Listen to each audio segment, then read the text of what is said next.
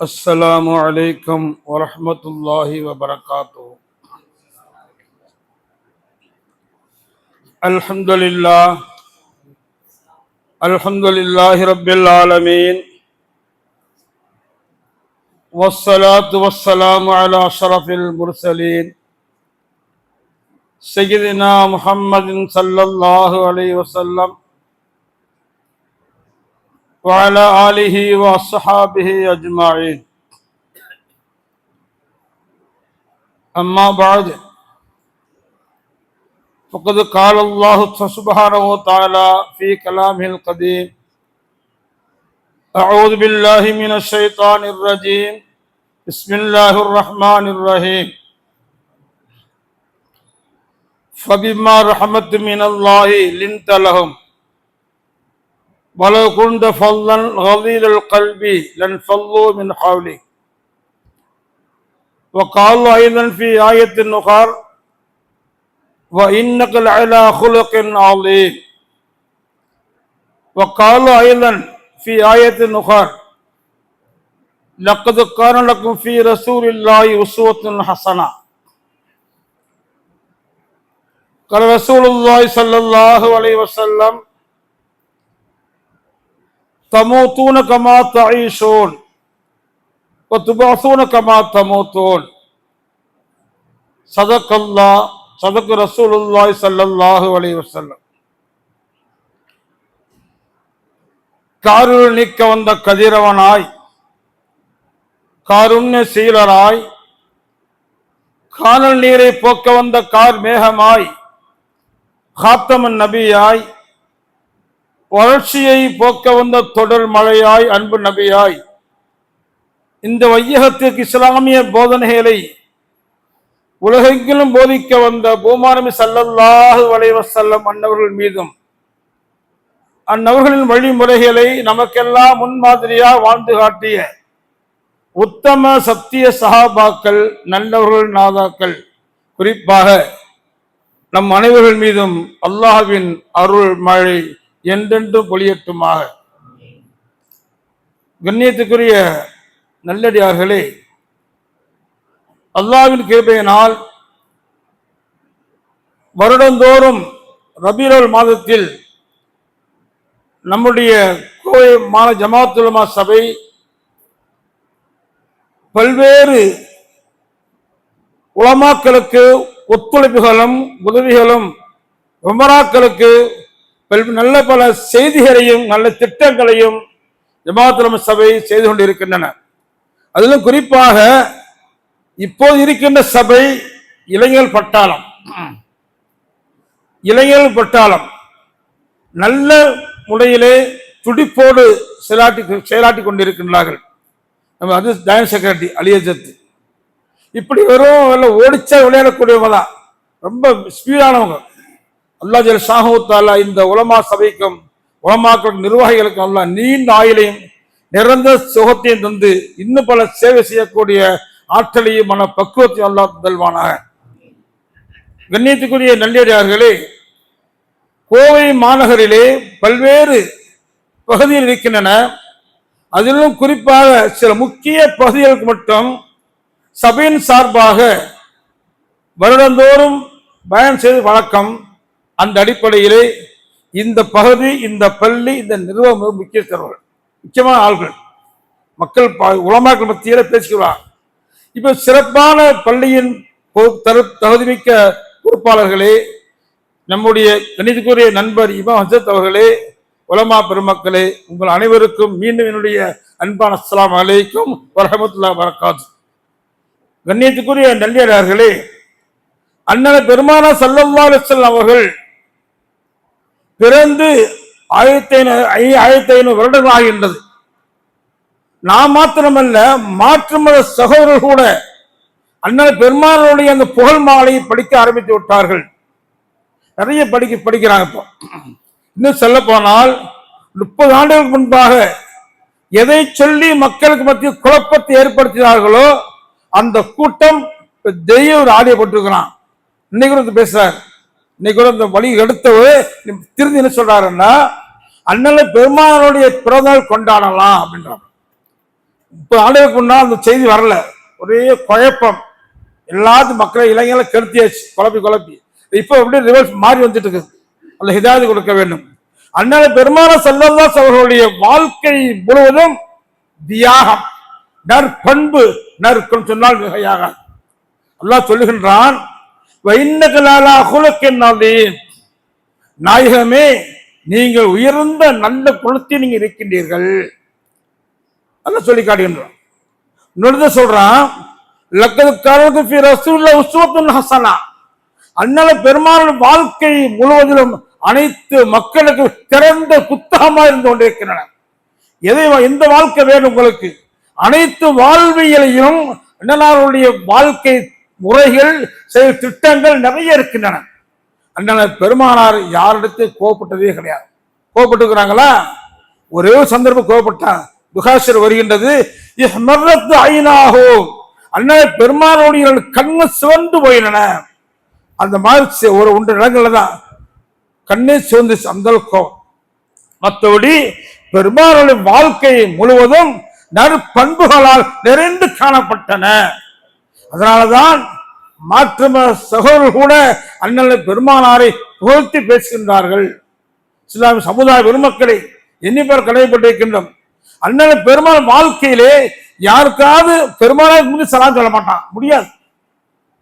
பெருமானாருக்கு என்னது சலாம் சொல்லான்னு நினைச்சிட்டு இருப்பாங்க, முடியாது. ஒரு கட்டத்தில் கூட அபூபக்கர் சித்திக் ரலியல்லாஹு அன்ஹு யோசிச்சு பார்க்குறாங்க, தினசரி ரசூலுல்லாஹ் சலாம் சொல்றாங்களே, நம்ம முந்தி சலாம் சொல்லலாமே எண்ணி ரொம்ப ஃபாலோ பண்ண பல திட்டங்கள்ல நேரங்கள்ல கிடைக்க மாட்டேன். ரசூலுல்லாஹ் முந்திடுறான். ஒரு கட்டத்தில் ரசூலுல்லாஹ் முன்னால் போயிட்டு இருக்கிறாங்க, அபூபக்கர் பின்னால் வர்றாங்க, மெதுவா வர சத்தமெல்லாம் வர்றாங்க. இன்னைக்காவது நபிக்கு சலாம் சொல்லிடணும் அப்படின்னு கிட்ட வந்து சலாந்தருக்கு முன்னால ரசூலுல்லாஹ் சொல்றான், அஸ்ஸலாமு அலைக்கும் யா அபூபக்கர் ரலியல்லாஹு அன்ஹு, சலாம் உண்டான்றான். அப்போ அபூபக்கர் ஏமாந்துட்டான். இப்படி பல்வேறு திட்டங்களில் ரசூலுல்லாஹ் ரொம்ப பண்பாடு உள்ள இந்த காரணத்தினாலதான் இந்த இஸ்லாம் வளர்ந்துச்சு. ஹதீஸ்ல பார்க்கிறோம், எந்த சிறுவர்கள் கூட ரசூலுல்லாஹ் சலாம் சொல்லியிருக்கிறான், சின்ன மக்கள் கூட. ஹதீஸ் வருகின்ற ரசூலுல்லாஹ் ஸல்லல்லாஹு அலைஹி வஸல்லம் மர்ர அலா சிபியான் வஸல்லம் அலைஹி, பெருமானார் அவர்கள் சின்ன மக்கள் விளையாடிட்டு இருக்கிறாங்க, அந்த வழி போறாங்க, அஸ்ஸலாமு அலைக்கும் சலாம் சொல்றாங்க. நம்ம பழக்கம் இந்த மாதிரி மக்களுக்கு. இன்னைக்கு நம்ம நினைக்கிறோம் நம்ம சலாம் சொல்லட்டுமே, நம்ம நினைச்சிட்டு இருக்கிறோம். நிறைய பார்க்கிறோம், கடையில் ஒரு முதலாளிக்கு தொழிலாளி சலாம் சொல்ல ஒரு விதியா கட்டாயமா இல்லை, ஆனா அப்படி உருவாயிடுச்சு. அண்ணல பெருமானார் அந்த சின்ன குழந்தை விளையாடி கொண்டிருக்கிற அந்த குழந்தைகளுக்கு ரசூலுல்லாஹ் சலாம் சொல்கின்றார்கள். இந்த பண்பாடு நற்குணம். சையதுனா அஸ்மா பின் யஸீத் ரலியல்லாஹு அன்ஹா அந்த சஹாப் பெண்மணி அறிவிக்கின்றார்கள், ரசூலுல்லாஹ் ஸல்லல்லாஹு அலைஹி வஸல்லம் எங்களுக்கு மத்தியிலே நடந்து செல்லாத நேரத்திலே வஸல்லம் அலைனா, எங்களுக்கு ரசூலுல்லாஹ் சலாம் சொன்னார்கள். ஹதீஸ் புகாரி பார்க்கலாம். இஸ்லாம் சமுதாய பெருமக்களை இப்படி ரசூலுல்லாஹ் வாழ்க்கை முழுவதும் வெறும் நற்குணம். அதனாலதான் ஐஷா அம்மையாரிடத்திலே கேட்டார்கள், ஐஷா கைஃப கான குலுகு ஸல்லல்லாஹு அலைஹி வஸல்லம், ரசூலுல்லாஹ் நற்பண்பு எப்படி இருந்துச்சு அப்படின்னு கேட்கும்போது சொல்றாங்க, கான குலுகு அல் குர்ஆன், ரசூலுல்லாஹ்வுடைய வெறும் நல்ல குணம் வெறும் குர்ஆன் தான் நல்ல குணம் அப்படின்னா. அந்த அளவுக்கு ரசூலுல்லாஹ்வுடைய நற்பண்பு நிறைந்த நாயம் அவர்கள் வாழ்ந்த காலத்தினால்தான் இன்றைக்கு மக்கள் இஸ்லாத்துக்கு நிறைய வந்துட்டு இருக்கிறாங்க. பார்த்து வரணுங்க, நம்மளை பார்த்து வரணுங்க. பாய்களையா வாங்க சாமா நினைக்கணும், பாய்களை கறிக்கடையா அங்க போய் வாங்க, அறுத்து கொடுப்பாரு, ரத்தமெல்லாம் அந்த கிருமியெல்லாம் வெளியே போயிடும் அப்படின்னு நினைக்கணும் மக்கள், மாற்று சகோதரர்கள். இப்போ வாங்குறாங்க. ஆனா சில ஆளுகள் நம்ம ஆளுகளை பாயா அங்க வேணும், இடம் கம்மியா போடுவாரு. அனைத்து வாழ்க்கை திட்டங்களிலும் ரசூலுல்லாஹ்வுடைய நடைமுறை நிறைய இருக்குது. இஸ்லாமிய சமுதாய பெருமக்களே எண்ணி பார்க்க வேண்டும். இந்த மாதிரி ரசூலுல்லாஹ்வுடைய அனைத்து வாழ்க்கையிலையும் நல்ல குணத்தின் மீது இருந்த காரணத்தினால்தான் மக்கள் இஸ்லாம் நிறைய வந்துட்டு இருந்தாங்க. ரசூலுல்லாஹ் மட்டுமல்ல, சஹாபா பெருமக்களுக்கும் அந்த பண்பாட்டை வளர்த்திய காரணத்தினால்தான் சஹாபா பெருமக்களும் ரசூலுல்லாஹ்வுடைய நடைமுறை பின்பற்றி வாழ்ந்த காரணத்தினாலே அந்த சஹாபாக்களை பார்த்து மக்கள் இஸ்லாம் நிறைய வந்தான். ரோமானிய பேரரசு, மிகப்பெரிய பேரரசு ரோமானிய பேரரசு. மதீனா நகரத்திலே, மதீனாவிலே முஸ்லீம்கள் எப்படி நடக்கிறாங்க, எப்படி இருக்கிறாங்க, எப்படி வாழ்ந்துட்டு இருக்கிறாங்க பார்த்துட்டு வாங்கன்னு சொல்லி 2 பேர்த்து அனுப்புறான். ஐரோப்பிய ரோமானிய பேரரசு வர மதீனாவை சுத்துறாங்க. மதீனாவுல சுத்தி சுத்தி பார்க்கறாங்க. ஆனால் எந்த பார்த்து எதுலையுமே அவங்களுக்கு பிடி கிடைக்க மாட்டேது. எங்க பார்த்தாலும் நல்ல நல்ல பண்பாடு, நல்ல குணம், யாரையும் ஏமாத்துறது இல்லை, இவங்களும் ஏமாறுறது இல்லை, மற்றவங்க ஏமாத்துறதும் இல்லை. இந்த ரிசல்ட் அவங்க சொல்றாங்க. போய் நினைச்ச மாதிரி இல்லை முஸ்லீம்கள். ரசூலுல்லாஹ்வோட அந்த பண்பாடு பாட்டை அவ எப்படி வளர்த்துன்னு சொன்னா ரொம்ப கரெக்டா வளர்த்திருக்கிறாங்க. அப்படின்னா அந்த அளவுக்கு நாமும் நம்மளுடைய வாழ்க்கை எப்படி கொண்டு வரலாம், அது மாதிரி கொண்டு வர இஸ்லாம் சமுதாயமே இஜரத்து போறாங்க. நம்பி அண்ணன் பெருமானார் போகும்போது யாரை கூட்டு போனாங்க, யாரை இஜரத்து கூட்டு போனாங்க? ஒரே ஒருத்தர் கூட்டு போனாங்க. யாரை கூட்டு போனாங்க? ஒரே ஒருத்தர் மட்டும் கூட்டு போனா தானே. அதுவும் மக்களால் திரட்டப்பட்டு ரொம்பவும் கவலையோடு பிறந்த ஊரு, வாழ்ந்த ஊர், வளர்ந்த ஊர் அந்த மக்கமா நகரம். அந்த மக்கமா நகரத்தை விட்டு பிரிவதற்கு மனமில்லாமல் இருக்கும் போது கூட அது இதுகளுடைய தொல்லை தாங்க முடியாமல் அல்லாஹ்வுடைய உத்தரவு, அப்படியே நீங்க போங்க, இந்த போகண்டாம் மதீனாவுக்கு. அப்போ ஒரு ஆசை, நப்பாசை, அதனால பெருமானாருக்கு ஒரு ஆசை, நான் காபத்துல்லா 2 ரக்காத் தொழுது போயிடலாமே அப்படின்ட்டு போறான். காபத்துல்லா நேரம் போய் அந்த காபத்துல்லா காவலாளி உஸ்மான் தல்ஹா என்பவரிடத்திலே சாவியை செஞ்சு கேட்கின்றார்கள். ரொம்ப குழஞ்சு குழஞ்சு கேட்கிறான், கெஞ்சி கேட்கிறான். சாவி 2 ரக்காத் தொழுதுகள் சொல்லுகின்றார், தர முடியாண்டார். தர முடியாது சாவியும். அதனால பெருமாள் சொன்னார்கள், தல்ஹா ஒரு காலம் வரும், அந்த காலம் வரும்போது சாவி என் கையில இருக்கு அப்படின்னா. அப்ப அந்த தல்ஹா ரொம்ப கிண்டல் சிரிக்கிறார், கிண்டல் பண்ணி, என்னையா சொல்றீ, நடக்கிற காரியமா அது அப்படின்னு ரொம்ப ஏளனமா சிரிக்கிறார். அதனால பெருமானார் கவலை தோய்ந்த முகத்தோடு இப்படி போறான். மதினா இங்க இருக்கு, மதினா இங்க இப்படி நேரம் போக இப்படி போறாங்க. அல்ல ஆயத்த இருக்கிறான், என்னல்லதி ஃபரல் அலைகள் குர்ஆன் ராத்து கைலாமா, நாயகமே நீங்க பின்னால போய் நேரம் ஸ்ட்ரைட்டா போங்கன்னா. ஏன் எந்த குர்ஆனையும் அல்லாஹ் இறக்கி தந்தானோ அந்த வல்ல இறைவன் மீண்டும் கொண்டு வருவான் அப்படின்னா. ஆயத்து இறங்கிடுச்சு. இந்த ஆயத்து பொய்யாகுமா? முடிஞ்சது.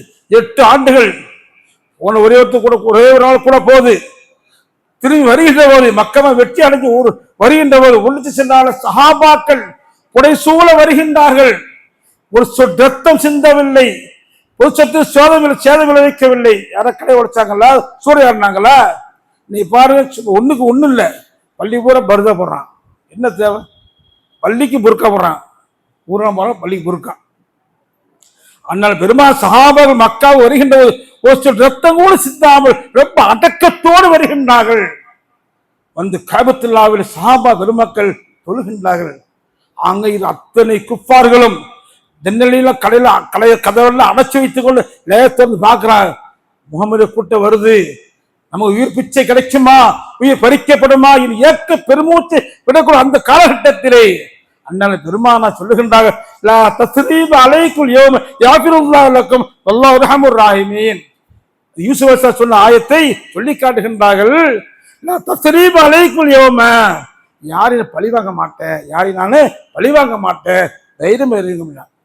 எல்லாம் வர்றான், முசா பண்றான், இஸ்லாம் வந்துட்டான், எல்லாரும் வந்து முஸ்லீம் ஆகிறான். அப்ப ஹிந்தா பெண்மணியும் முகத்தை மூடிக்கொண்டு அந்த பெண்மணி வருகின்றார்கள். சொல்ல மன்னிச்சுதான். அந்த அம்மா கூட ஆசைன்னா, யார் சூழல்லாம் என்ன யாருன்னு தெரியுமா, நீங்க தெரிஞ்சுதான் பண்றீங்களா, தெரியாம மன்னிச்சிட்டீங்கன்னு கேட்கலாம். சொன்னார்கள், நீ ஹிந்தா எனக்கு தெரிய போயிருந்தான், நீ நிக்க நிக்க என்னுடைய சின்னத்தாவுடைய ஞாபகம், ஹம்சா ரலியல்லாஹுடைய ஞாபகம் எனக்கு வருது, போய்க்கு அப்படின்னா. இந்த அளவுக்கு கூட்டம் கூட்டமாக இஸ்லாம் அப்படியே களிமா சொல்லி வந்துட்டு இருந்தான். எதை வச்சு வந்தாங்க? வாழை வச்சு சண்டை போட்டாங்களா, அறுவாள் வெட்டுனாங்களா? நடைமுறை, அந்த பண்பாடு நடைமுறை காரணத்தை பார்த்து தான் அத்தனை மக்களும் இஸ்லாத்துக்கு வந்தார்கள். இதை ஏற்றுக்கொண்டா சரித்திரம் சொல்லி காட்டி சமுதாய பெருமக்களே. அது மாத்திரமல்ல, ரசூலுல்லாஹ் மட்டுமல்ல, அவர் பின்னால் அத்தனை இமாம்கள், அனைத்து சஹாபாக்கள், வெளிமார்கள் எல்லாம் இதே நடைமுறை கடைபிடித்த காரணத்தினால்தான் நிறைய இஸ்லாம் வந்துட்டான். சின்ன உதவி ஒன்று சொல்லி முடிச்சுக்கிறேன். அபூ ஹனீஃபா ரஹ்மத்துல்லாஹி அவர்கள் மிகப்பெரிய இமாம், சட்டமே, அதாவது ஹனஃபி மதுஹப்ல மிகப்பெரிய கைதேர்ந்த இமாம் அபூ ஹனீஃபா ரஹ்மத்துல்லாஹி அவர்கள் தினசரி எல்லா வேலையும் பகலில் முடிச்சுட்டு இரவு நேரத்தில் என்ன செய்வாங்களாம், டிச்சை சுத்தம் பண்ணுவான். டிச்சை தனியாக சுத்தம் பண்ணிட்டு இருப்பான். டெய்லி ஒரு யூதம் பார்க்குறான். பார்த்து என்னையா இவ்வளோ ஒரு இமாம் எல்லாம் ஊரே பேசிக்கிறாங்க, டிச்சு நீ சுத்தம் பண்ணிட்டு இருக்கிறீ, தம்மா காசு கொடுத்தா செய்ய மாட்டாங்களா, அவங்க செய்யலாமில்ல, நீயே பண்ணிட்டு இருக்க அப்படின்னு டெய்லி கிட்ட பேசிட்டு போவான் யூதன். இவங்க ஒன்றும் சொல்றதும் இல்லை, அப்போ வந்து சொல்றதும் இல்லை, சுத்தம் பண்ணிட்டே இருப்பான், ஓர் சொல்லிட்டு இருப்பான். கடைசியில் ரொம்ப ஓவர பேசதான் அபூ ஹனீஃபா ரஹ்மத்துல்லாஹி அவர்களுக்கு ஒரு இது என்ன வச்சு, அவங்க நியத்தை சொல்லக்கூட நினைச்சிட்டு இருந்தாங்க, சொல்லக்கூடாது நம்ம வேண்டாம். ஆனா கடைசியில பொறுக்க முடியாமல் யூதனை அழைத்து கொண்டு கைப்பிடிச்சே கூட்டு போறான். அபூ ஹனீஃபா வீடு இங்க இருக்கு, யூதன் வீடு கொஞ்சம் தள்ளி இருக்கு, 4 வீடு தள்ளி இருக்கு, அப்படியே கூட்டு போறான். டிசிஷன் எங்கிருந்து வருது, வீட்டுல இருந்து வருது. அந்த யூதன் வீட்டுல அப்படியே ஒரு டிசிஷன் வந்து இங்க தேங்குது, சுத்தம் பண்றான். தெரியும் அபூ ஹனீஃபா அங்கிருந்து வருது, சொல்லல. கடைசியிலே பார்த்த பின் வெக்கு தலை குனிந்து விட்ட யூதன், இமாம் அவர்களே நான் ரொம்ப தப்பு பண்ணிட்டேன், நான் தண்ணி விட்டதே தப்பு, தெரியல, உங்களை நிறைய பேசிட்டேன், என்னை பொருத்தவன் சொல்லி அந்த நேரத்திலே முஹம்மது ரசூலுல்லாஹ் கலிமா சொன்னதா இஸ்லாம் சொல்லி காட்டுகின்றனர். வள்ளுவர் சொன்னாரு, இன்னா செய்தார் ஒருத்தர் அவர் நான் நன்மையும் செய்து விடல், தனக்கு யார் துன்ப தொல்லையை கொடுத்தாங்களோ என் தண்டிப்பு எப்படி தெரியுமா, தண்டிப்பு சொன்னா நல்லது செஞ்ச வெக்கப்படுற அளவுக்கு நல்லது செய்யணும், வெக்கப்படுற அளவுக்கு நல்லது செய்ய வேண்டும் என்று வள்ளுவர் சொல்லி காட்டுகின்றான். ஹதீஸ்ல பார்க்கிறோம், மன்னிச்சிரு, உனக்கு தீவு செஞ்சானா நல்லது செஞ்சா வெக்கப்படுவான் அப்படின்னு சொல்லிக்காங்க. சில சமுதாய பெருமக்களை இப்படி போன்ற நிறைய நிகழ்ச்சி இருக்கின்றன. ஹப்பாப் அரத் ரலியல்லாஹு அன்ஹு என்ற சஹாபி மிகப்பெரிய தியாகி அவர்கள். ஒரு கட்டத்திலே இந்த ஹப்பாபுடைய முதுகை உமர் ரலியல்லாஹு அன்ஹு பார்த்துட்டான், யதார்த்தம் பார்த்துட்டு இன்னும் ஹப்பாபை முதுகில் ஃபுல்லா தழும்பா இருக்குது, ஃபுல்லா உடம்பு தழும்பு, எப்போன தழும்பு. அப்போ யதார்த்தம் முதுகு பார்த்துட்டான் உமர் ரலியல்லாஹு. கேட்டாங்க, என்ன ஹப்பா இப்படி இவ்வளவு அந்த அளவுக்கு? அப்ப ரொம்ப கண்ணை தண்ணி சொன்னாங்க, ஒரு காலத்திலே தாங்கள் எல்லாம் குஃபாரோடு சேர்ந்து கொண்டு எங்களை தாக்கி அந்த தாக்குதல் தான் இது அப்படின்னா, எங்களை தாக்குதல் தான் அப்படின்னு சொன்ன மாத்திரத்தில் உமர் ரலியல்லாஹு தேம்பி அழுகின்றார்கள். பெரிய ரவுடி எல்லாம் உமர் ரலியல்லாஹு தான். அபூ ஜஹல் உமர பெரிய மக்காவில் பெரிய கிங்கு அவங்க எல்லாம். அப்ப சொல்லி துவா கேட்டாங்களே, யா அல்லாஹ் இந்த 2 மக்கமா நகரத்துல ஒண்ணு உமருக்கும் இல்ல அபூ ஜஹல் நீ ஹிதாயத்துக்குன்னு கேட்டாங்க. யாரு பேர் முதல்ல சொன்னாங்க, உமர் ரலியல்லாஹு பேர் சொன்னதுனாலதான் அல்லாஹ் ஹிதாயத் அவரு கொடுத்தான். அபூ ஜஹல் பேர் சொல்லியிருந்தா அந்த ஹிதாயத் அங்க போயிருக்கும். ஆனா அல்லாஹ் பெரியவன். அப்படி துவா கேட்ட மாத்திரத்தில் உமர் இஸ்லாம் வந்தாங்க. அதன் பின்பு இஸ்லாம் ரொம்ப ஜரூரா வந்துருச்சு. இப்படி இவ்வளவு தியாகம் செய்துதான் இந்த இஸ்லாம் வந்திருக்கு. நம்மளாம் சும்மா தொப்பியெல்லாம் உட்காந்து தாடி வச்சுட்டு எப்படி வந்தது, சும்மா வச்சுங்களா? சஹாபா பெருமக்கள் தன் ரத்தத்தை சிந்தி தியாகம் செய்த காரணத்தினால்தான் இந்த அளவுக்கு இன்னைக்கு இஸ்லாம் வந்துச்சுன்னா அது மிகப்பெரிய விஷயம். அந்த ரசூலுல்லாஹ்வுடைய நடைமுறை நம்முடைய வாழ்க்கையில கொண்டு வர வேண்டும் சொன்னால் நாம் தினசரி 5 வேளை தொழுது கொள்ள வேண்டும், விடாமல் ஃபஜ்ர் துறைக்கு வரணும். நம்மால் ஃபஜ்ர் ரொம்ப கம்மியாக வரான் இல்லைங்களா? ஆக ரசூலுல்லாஹ்வுடைய நடைமுறையை வாழ்க்கை வரலாறுகளை நம்முடைய வாழ்க்கையில் முழுமையாக கொண்டு வரக்கூடிய நல்ல தௌஃபீக்கு அல்லாஹ் ஜல்ல தந்தல்வான துஆ செய்து சிறிய உரை நிறைவு செய்கிறேன். வாஹிர் தவான் அல்ஹம்துலில்லாஹி ரப்பில் ஆலமீன். அஸ்ஸலாமு அலைக்கும்.